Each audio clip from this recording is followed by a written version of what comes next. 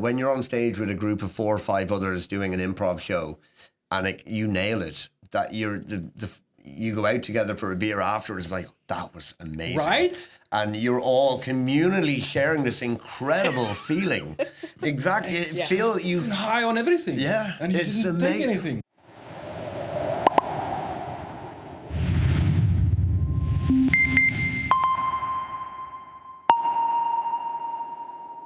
I've got a question for you, Debbie. This is very serious stuff now, okay? Let's go. Watch your buttons and make sure nothing... Debbie, yes. When did you know you could make people laugh? Oh, when I was very young. I think even at home and with my friends, I was always playing the clown, and I've never been scared to kind of be silly, and it's just from a young age. Gotcha. And I suppose the next question though is, when did you figure out you could get people to pay to watch you laugh, or they wanted to laugh and by listening to you? I'm still surprised people will pay me to do this. it's I would do it for free. Not really. No, but it really, well, Luke was part of that, and I don't know. Can I go into the history of this? Yeah. So do what you like. So I mean, public speaking has always been a hobby, and how I got into comedy was because I thought it'll be a nice challenge, and Luke just happened to be running courses on getting comedians started from scratch. So I thought, interesting, let me give it a try. And I really thought it would end after his 10-week course, right? The goal was to have your first 7 minutes of material.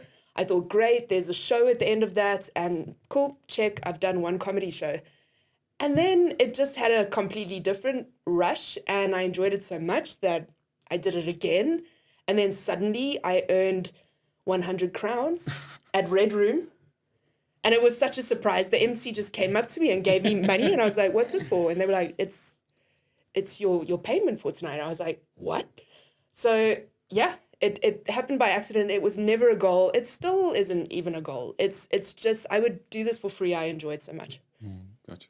Your career is a bit longer though. Like you were, if I remember, you were actually in the Celtic Tiger making. I started in 2004. Jesus Christ. Because I've been into comedy since I was a kid, like sneaking downstairs and watching Red Dwarf through the door when my parents are watching it.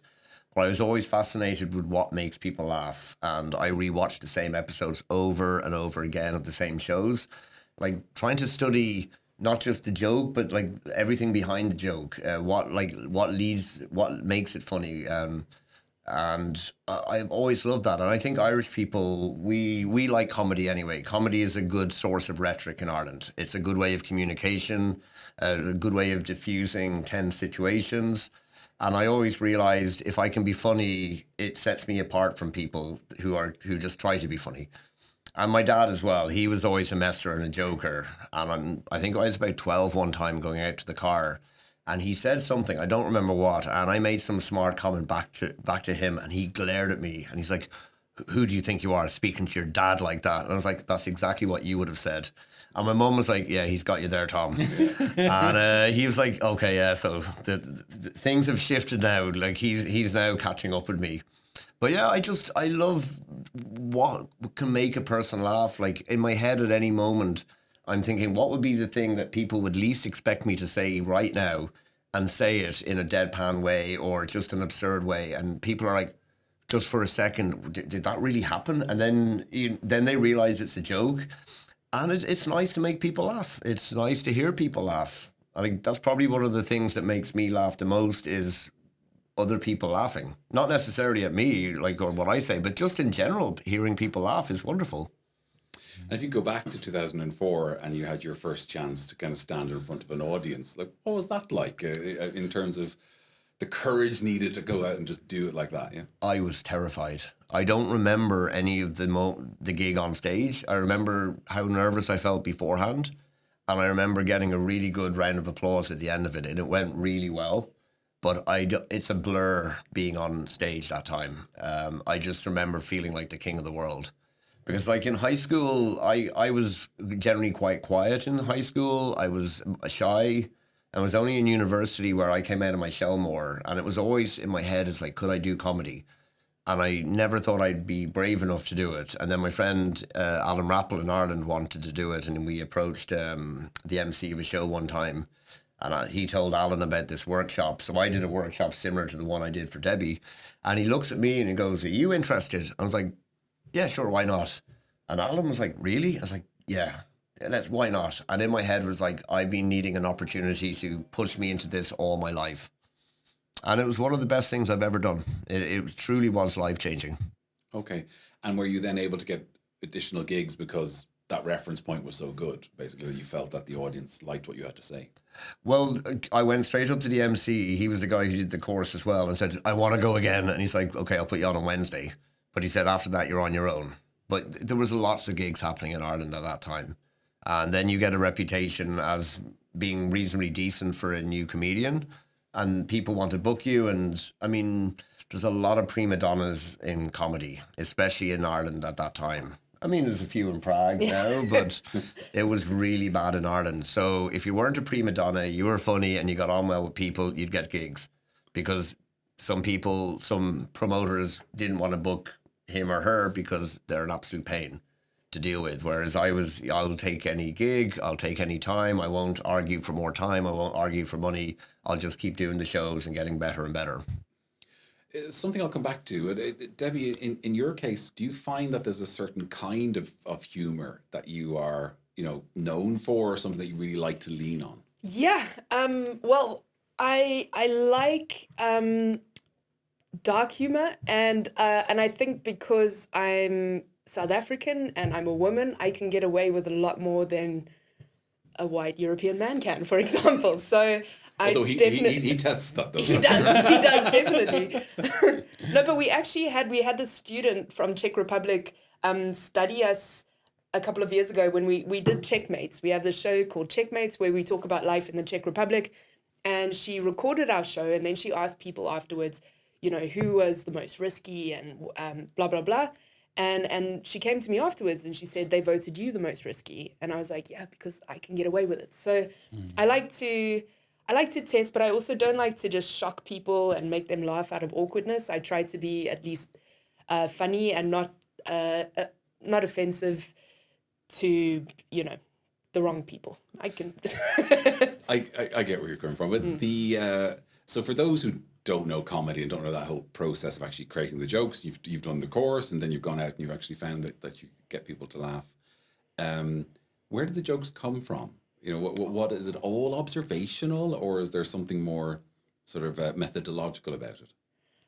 For me, it's very method. There's a lot of method behind it. I think about. I can't remember if there's something you recommended, but or if I read in a joke writing book. You've got to lean into what only you can joke about. If you go and watch a comedy show, you'll see that there's a pattern. A lot of people talk about the same things over and over. And I think the biggest challenge is making it surprising or unique in a way. So I'm the only South African comedian in Prague at the moment. So I definitely lean into that.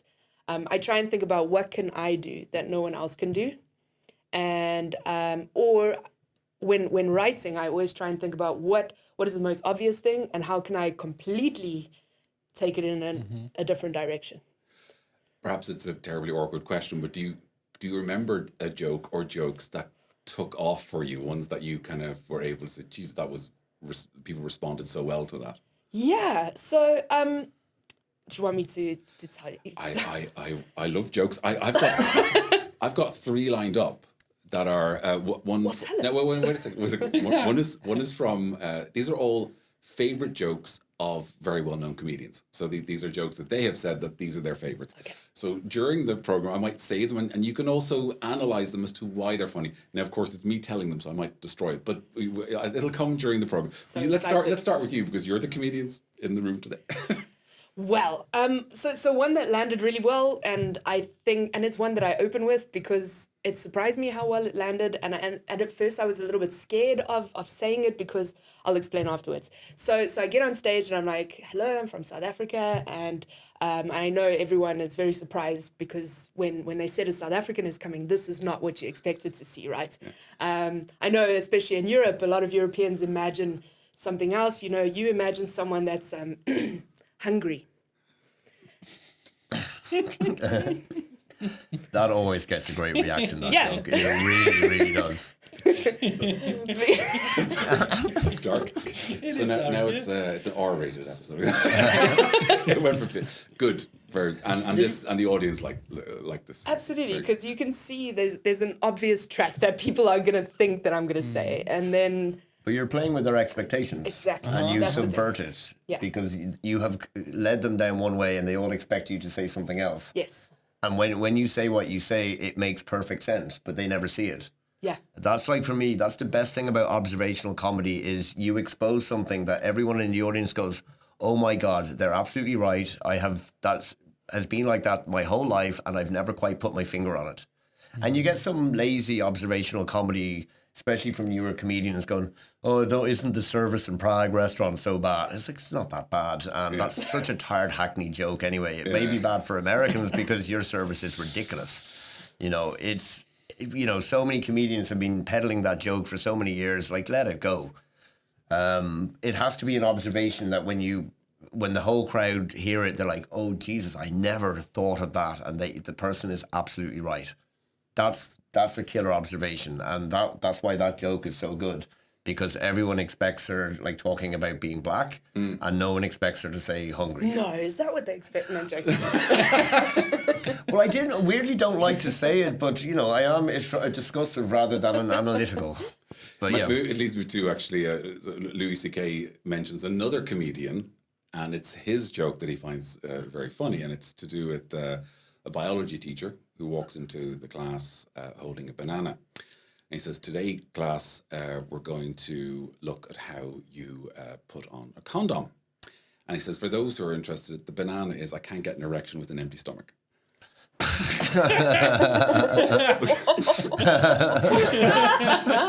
you expect that you're brought another way, of course, and this is why I love it. But it's so simple in a way, and it's not particularly filthy or anything. So I enjoy that. To that effect, is there a joke that always worked for you, and one that you can bring back, or do you feel that you need to be kind of very fresh every year or two? I struggle with writing material, and I often go back and forth between older sets of material, and I add bits in here and there. And I like dark stuff as well. I think Irish, as white Irish man, we get away with darker stuff maybe than other white Irish men, because I think it's you got to be confident, and there needs to be a reason for the joke. Like I do a joke about how we shouldn't invest European money into European children in European schools because our kids are idiots. As a primary school teacher, the kids, when I'm teaching them art, they can't even colour inside the lines. All that money we should be putting into Asian schools. I mean, look at our trainers, look at our belts, our hats. These kids are super smart over there. Invest in them. And yeah, it's very close to the line. And people in the audience are like, I was like, well, you can't complain because you are literally wearing all those things, the stuff that these Asian kids have created. So you might as well laugh at it. But there's a purpose for that, because it is highlighting our consumerism at a level below in the, like, kind of why the joke is there, because we're consumerists, because we don't care where our stuff comes from. So it is to kind of highlight a genuine point by making fun of Asian kids. So I mean, some people will not like that joke, but I don't think anyone can argue with it unless you're a vegan living on a farm somewhere, in which case they're never going to hear that joke because they don't have an iPhone. So there is a line, and that's the question, like, where is the line? Because, you can hurt with a joke, you can make fun or someone happy with a joke, and you can get killed by telling a joke. I think the line depends where you are. I think that's the problem with phones and being recorded. A lot of comedians won't do the university circuit in the UK anymore. Phones should be put away. It shouldn't be recorded. I think you have to accept when you go into a comedy show that you're going to hear something that you might not like. Like a comedian might make a joke about cancer. Chances are there's someone in the audience who has is currently being or has been recently affected by that. They have to park that at the door. I don't believe in attacking something for the sake of attacking. Like I definitely no to racist humor or homophobic humor. It doesn't mean you can't. I mean, you know, going back to Debbie's joke, there's nothing racist about that. It's just playing on people's perceived stereotypes. So the line depends where you are. So like what you can say on stage at a comedy show is different than what I can say in the teacher's room in school, because that's a professional atmosphere where you're expected to behave in a certain way. Not that it stops teachers most of the time. Some of the stuff you hear is ridiculously filthy, but you got to be careful who you say it in front of.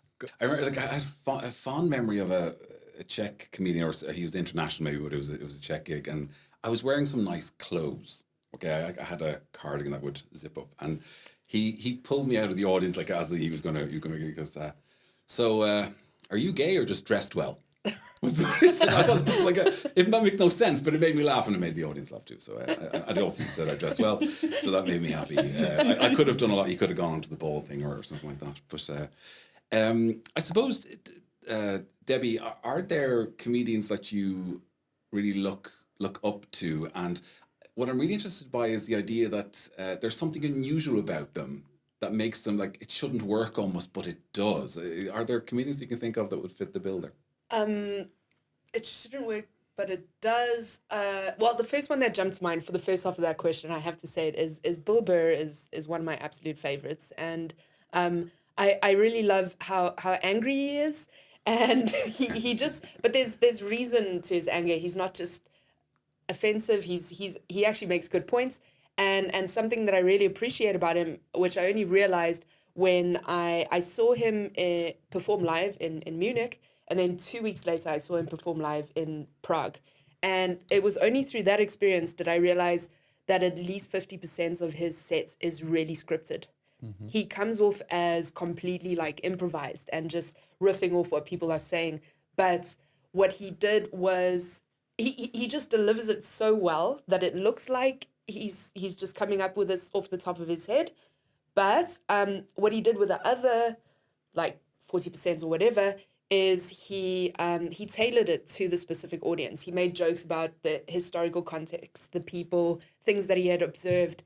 So yeah, that's something I really admire, is the ability to rehearse that much, but make it seem unrehearsed, and then also just tailor it to the room. And I think he does that better than most. What about you, Luke? I don't watch a huge amount of comedy, like famous comedians. There is one guy now, sadly passed away, Sean Locke, but I would even prefer to watch his stuff when he's a panelist on game shows rather than on stage.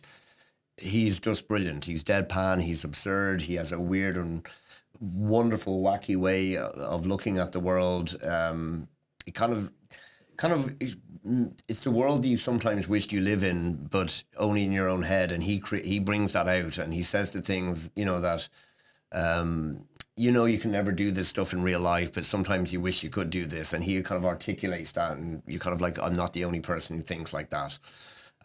Sean Locke he's amazing. God rest his soul. But for me, I've always preferred watching comedians in the clubs, whether it was in Ireland or now in the Czech Republic. Because, you think of some of the people like in Prague, like Carmina or Eric Beckett or whatever, or Grant or Christina. Most of the world are not going to hear their comedy. Maybe they'll get lucky and make it onto Netflix, but chances are most of the world are not going to hear their comedy. Same with me, same with you. I'd love the world to hear your comedy, but you get to experience something that the person is almost within touching distance of you. You can see them off stage. You see them do the same material over a number of weeks. You see how their jokes evolve. That's more special for me than watching something on Netflix. I love watching local comedy. And it also means that sometimes you see some comedian and it's an absolute car crash of a show. Like years ago, I was emceeing an open mic night in Dublin, and the guy wasn't getting many laughs. He wasn't very funny. And I really, out of my own responsibility as an MC, I should have hauled him off stage after 4 minutes. And I let him go his full 7, because at that point he was now shouting at the crowd, "You're not smart enough to get my humour." And I was like, yeah. That's kind of funny. Oh, I loved it. And the crowd they hated him so much. And I was like, I'm going to let him do his whole 7 minutes. He's going to dig himself into an even bigger hole. And it was wonderful. Yeah. But you'll never see that on Netflix. This guy, and he was only about 19 or 20, being so blatantly arrogant with an audience of people who are mostly older than him that they're not smart enough to get his idiotic humour. And it was stupid. That is a wonderful experience. So Henry and I are very familiar with the idea that now clips are where it's at often, so you create shorts and reels and, that might get 20, 50 times more views than the podcast itself. Do you not think that comedians, and I've actually seen some Czech comedians or the international groups getting quite some take up on Instagram? So like they have quite a few followers, they're getting some viral hits. Do you think that might be the future for those guys to get their material, including you, to get your material listened to?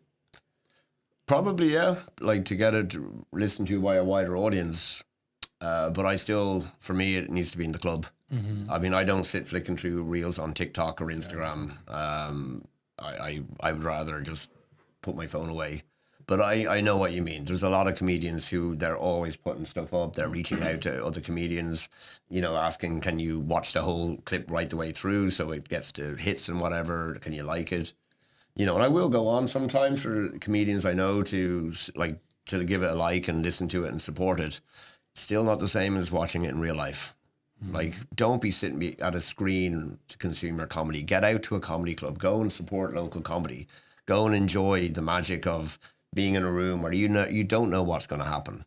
And like some of the shows that are happening now, there are improv-based shows, like What's Your Problem?, where the MC reads out a problem from the audience, and then the two performers who've done a bit of stand-up in the first half now have to give their own different answers to how to deal with that problem.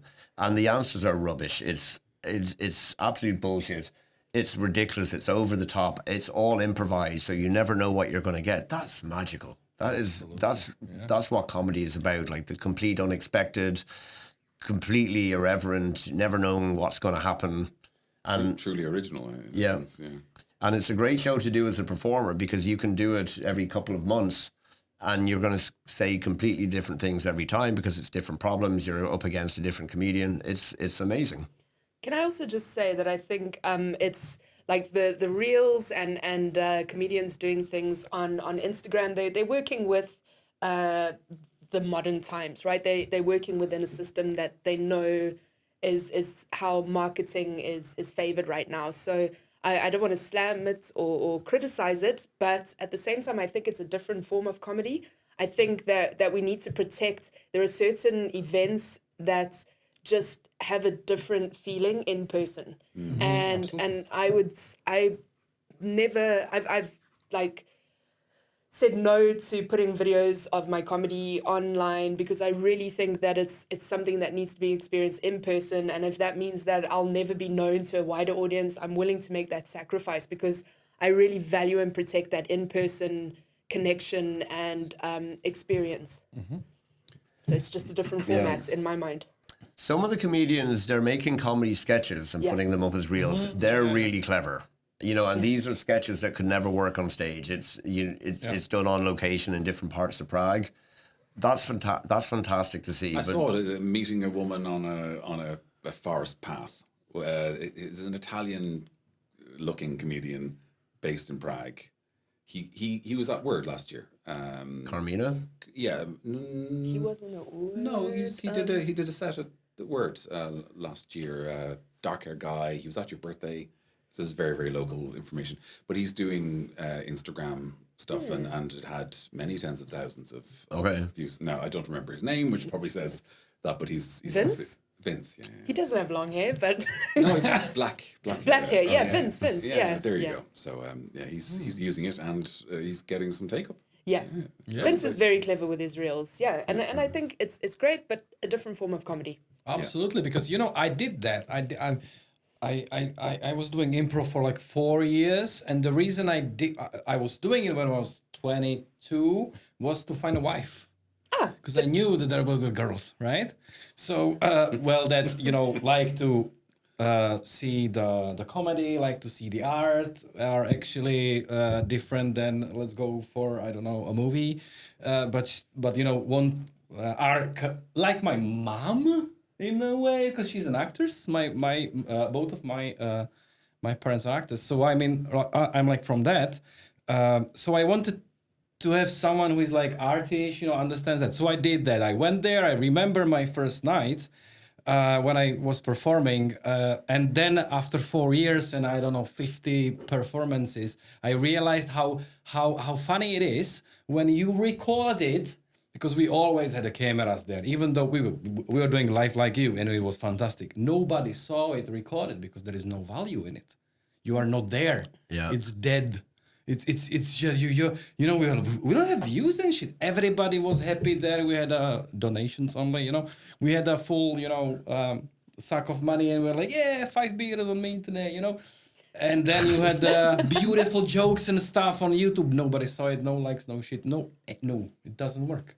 So Different format, absolutely different format. Also, I can't help but notice no ring on your finger. Oh yeah, we are actually divorcing. That's observation humor. You good?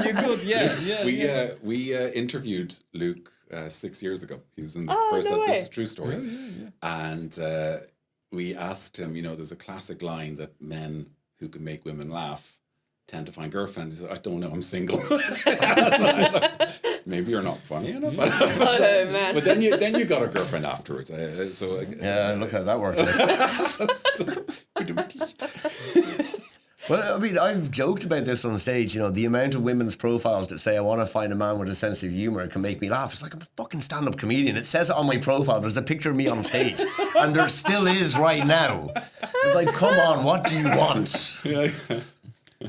Maybe they need more. But you know what is really interesting as well? I remember last time when I did improv, it was like 4 or 5 years ago. But past 5 years, I did like a lot of, or 4, like before that.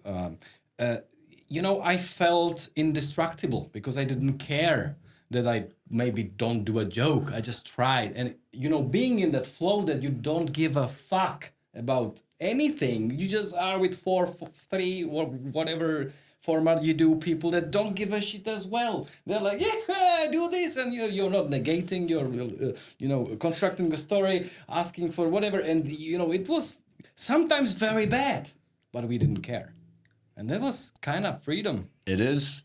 With students in school, even with primary students, I've done improv shows, and I train them for like 3 or 4 months to do improv comedy, and the very first thing I tell them is, do not try to be funny. Yeah. And they're like, what? It's like, do not try to be funny. Just never stop talking.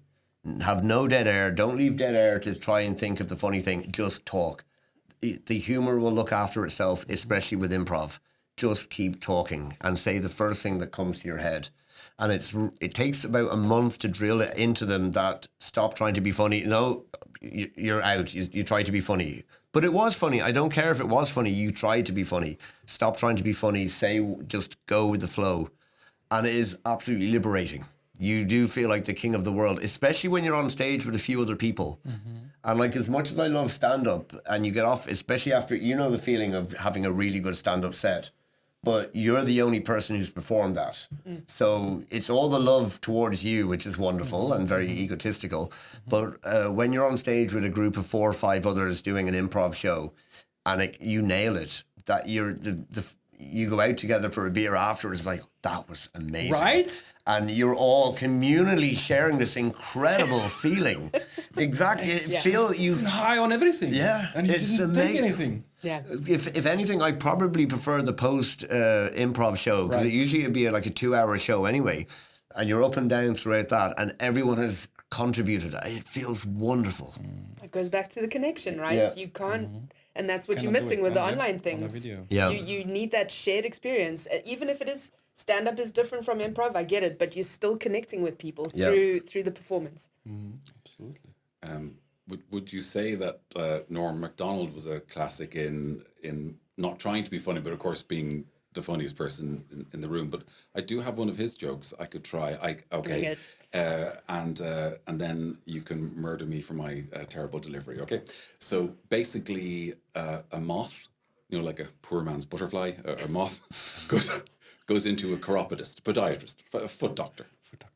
Gotcha. Are you going to explain every word in the joke? Or just some of them? Okay, the moth in the Poor man's butterfly. poor man's butterfly. Chiropodist. He goes into the foot doctor, and the foot doctor says, "Hello, how can I help you?" He says, "Well, things are pretty bad." He goes, "What's wrong?" "Well, my wife has left me, and all my children hate me." And he says, "My job is a nightmare. I'm bullied by everyone, and I'm working tons of hours and I'm getting paid almost nothing." He says, "I can't sleep, and when I do, I have nightmares." And the foot doctor says, "That's terrible. You know, shouldn't you maybe see a psychiatrist?" I go, "Why did you come to me? Your light was on."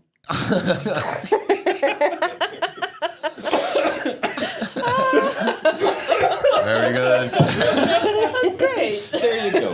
Now, he spent 5 minutes telling that joke, and the moth did any terrible stories, and in the end, it was. And his delivery is great. His delivery is great. He didn't Unlike explain what a yours, foot not doctor. taking that. He didn't explain what a foot doctor was. It's a podiatrist, okay. That was very good. So you're really talking about this, the energy of the live event, and it feels like you're obviously such a big fan. Do you have a favorite club, and is that because of the almost the acoustics in the room itself, or is it just something about the performances? Well, I mean, I've been doing this 22 years now, so I have performed in all sorts of places where the microphone is falling apart, in the middle of like one of the squares in Temple Bar in Dublin in the middle of a Saturday afternoon. And I was on first, but no one's within 30 meters of you, so you can't hear anything. So I walk off thinking that was awful.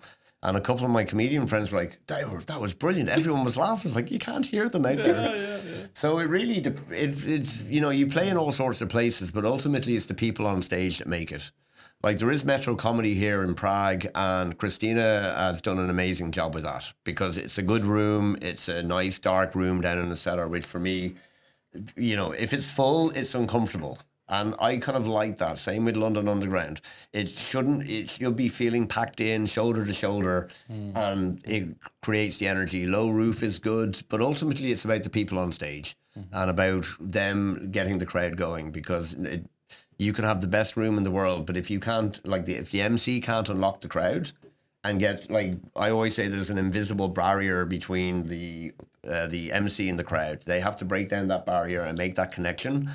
And any good comedian will be listening to everything that the crowd says, you know, ready to, you know, if there's a doctor in the audience or if there's somebody from a particular country and they happen to touch upon that, they can just, oh yeah, like yourself over there from Germany or from Poland, or your man who works in advertising or whatever, maintaining those little connections. Once you have that, it doesn't matter what the room is, but having a nice room is good. It does help.